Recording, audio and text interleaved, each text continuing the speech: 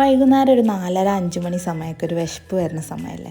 അപ്പോൾ ഇന്ന് വൈകുന്നേരം ഞാൻ ചായക്ക് എന്താ കൂട്ടാൻ ഉണ്ടാക്കുകയെന്ന് വിചാരിച്ചിരുന്നപ്പോഴാണ് വീട്ടിൽ കുറച്ച് പൂള ഉണ്ടായിരുന്നു. പൂള എന്ന് പറഞ്ഞാൽ കപ്പ, മരച്ചീനി ഇതൊക്കെ പറയും ഓരോ നാട്ടിൽ. നമ്മളെ നാട്ടിൽ പൂള എന്നാണ് പറയുക.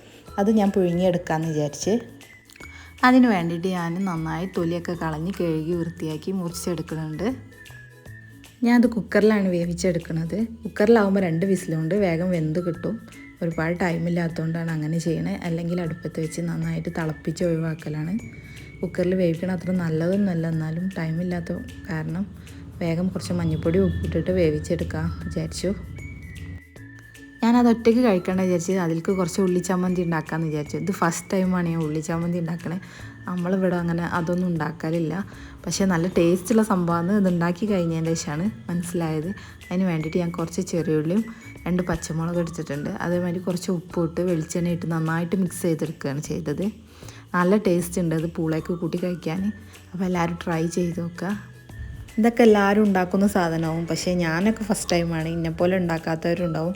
അപ്പോൾ എല്ലാവരും ട്രൈ ചെയ്തൊക്കെ. സംഭവം നല്ല ടേസ്റ്റുള്ള സാധനമാണ്. ഇത് നല്ല ചൂടോടെ വാഴൻ്റെ ഇലയിലൊക്കെ ഇട്ട് കഴിക്കാൻ അടിപൊളിയാണ്. അപ്പോൾ എല്ലാവരും ട്രൈ ചെയ്ത് നോക്കുക. വീഡിയോ ഇഷ്ടപ്പെട്ടാൽ ലൈക്ക് ചെയ്യുക, ഷെയർ ചെയ്യുക, സബ്സ്ക്രൈബ്